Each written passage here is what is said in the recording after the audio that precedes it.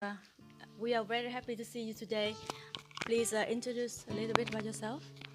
Well, I'm a professor of risk and security at the University of Bath, which is one of the United Kingdom's top 10 universities. My background is that I did an undergraduate in physics, which is a bit unusual, and then a master's in social policy at the London School of Economics, and then I did my PhD looking at risk communication. I'm very interested in how people misperceive risk and what the cost is to society. As you may aware that we are now in UK with a very historical moment because the Brexit's in waiting, right? Yeah. So we want to know your opinion. Are you for or against Brexit? I don't think my personal opinion matters that much. I think more important is to notice that the country is divided. It's divided pretty much halfway. I think it's an important moment in as much as I think the public are going to see a government that doesn't fulfill what it promised to fulfill, and that's going to have a tremendous political cost in this country. I think the most likely consequences of either Brexit or no Brexit or avoiding Brexit is going to be the breakdown of the dominant political parties, because what we've seen through the last 2.5 years is that the government is divided internally just as much as the country is divided externally. I think it's a difficult decision. The public have spoken that they wanted to take back control of decision making for their own country. That's an understandable decision, and I think people in positions of authority and leaders need to understand that sometimes the people think very differently to them, and they shouldn't be dismissive of that. They should try and learn what that represents. So basically, you are against Brexit? I personally voted to leave the European Union.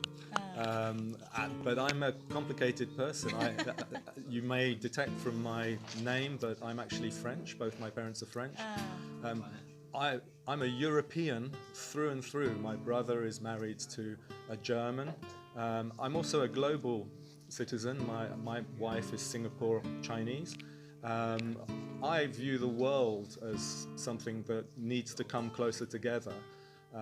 I do have problems with the European Union. The European Union is a government form within Europe. I have no problem saying I'm all in favour of Europe and European culture, European literature, European history. I don't see why that should make me in favour of its government.